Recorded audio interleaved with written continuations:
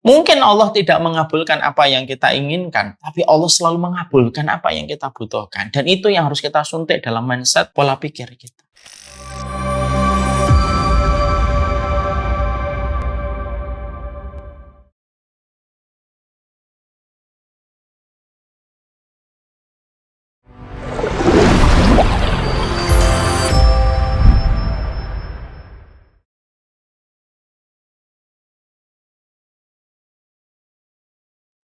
Kalau kita pada hidup kita, pertanyaan kita adalah gimana saya tidak khawatir dan tidak takut? Ya tidak bisa.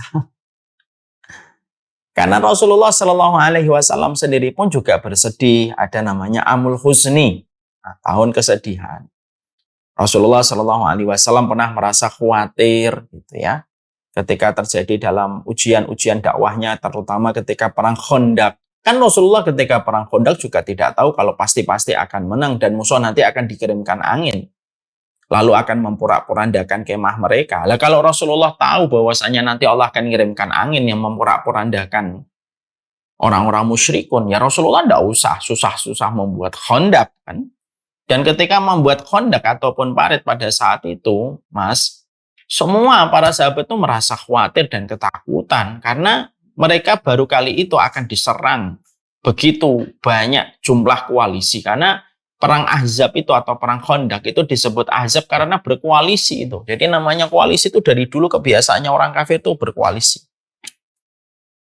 Jadi kalau orang misalkan nyerang negara Islam terus mereka mengatakan negara koalisi nyerang, misalkan Irak atau nyerang mana gitu.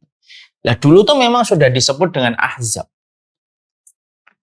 Maka rasa khawatir itu tidak bisa dihilangkan. Yang bisa dilakukan adalah memanage rasa khawatir dan memanage rasa takut. Itu yang bisa dilakukan, Mas. Ini pertanyaan yang benar. Jadi saya luruskan dulu. Jadi pertanyaannya adalah gimana Ustaz caranya memanage rasa khawatir itu? Kalau kita sudah sepakat rasa khawatir itu pasti terkadang muncul, maka itu fitrah. Maka itu fitrah. Cara untuk memanage rasa khawatir itu adalah dengan melihat perjalanan hidup kita selama ini. Salah satunya, kita flashback pada kehidupan kita. Tadi Mas siapa, Mas? Mas siapa tadi namanya? Mas Fani. Mas Fani flashback pada kehidupannya. Selama ini Mas Fani sampai bisa duduk pada kesempatan hari ini, mengikuti kajian ini. Mas Fani mungkin sudah 30 tahun. Pernah nggak ditinggalkan sama Allah selama 30 tahun? Kalau ditinggalkan oleh Allah, Mas Fani sudah tidak mungkin berada di sini dan pasti sudah hancur berantakan hidup kita.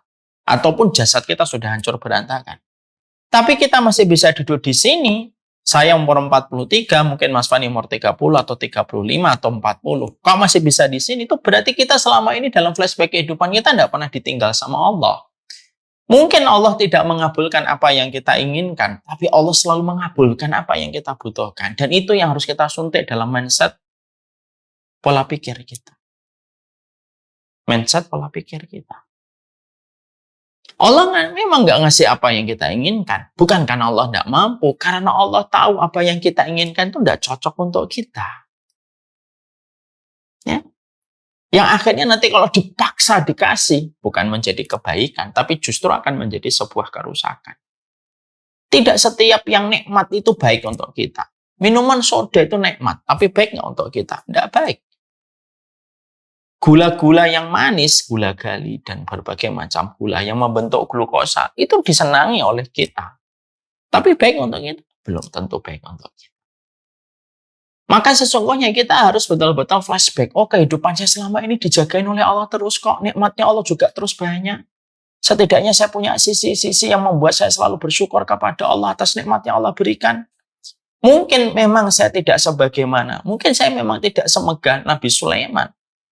Tapi saya juga tidak setragis Nabi Ayub yang pernah mengalami ujian yang lebih buruk daripada saya.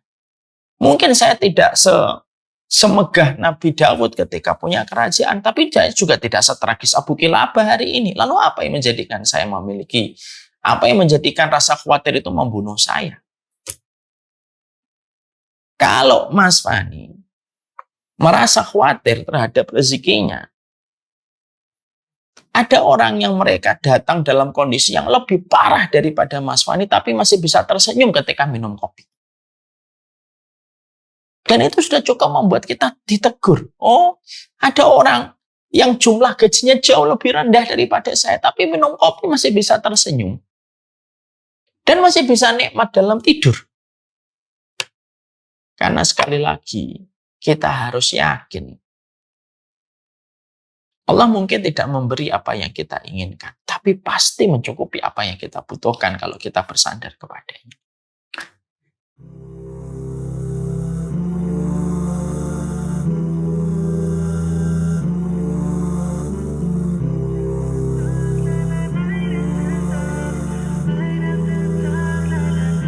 You feel it in your heart. His love for you is unconditional. You knew it from the start. He's the one. This feeling is incredible. Oh yeah, yeah. Here's one thing I want you to know. Turn around, you just have to go. Don't give up, knowing you will grow. Life's a test and he will show you that there is light after dawn. Hey, yeah. That there is light after dawn. Hey, yeah. Light after dark, la la, light after dawn. Light after dark, la la, light after dawn. Light after dark, la la, light after dawn. Light after dark, la la, light after dawn. Oh, when I make a wish, I know you hear me loud and clearly. Oh, Allah, when I make a wish, I know you hear me loud and clearly. Oh, oh, oh, oh, oh, oh, oh, oh, oh, oh, oh, oh, oh. Light after dark, la la, light after dark. Light after dark, la la, light after dark. Light after dark, la la, light after dark. Light after dark, la la, light after dark.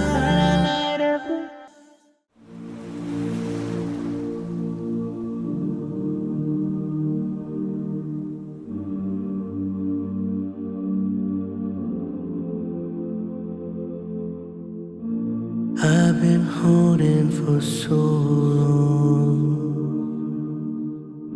scared I might slip away.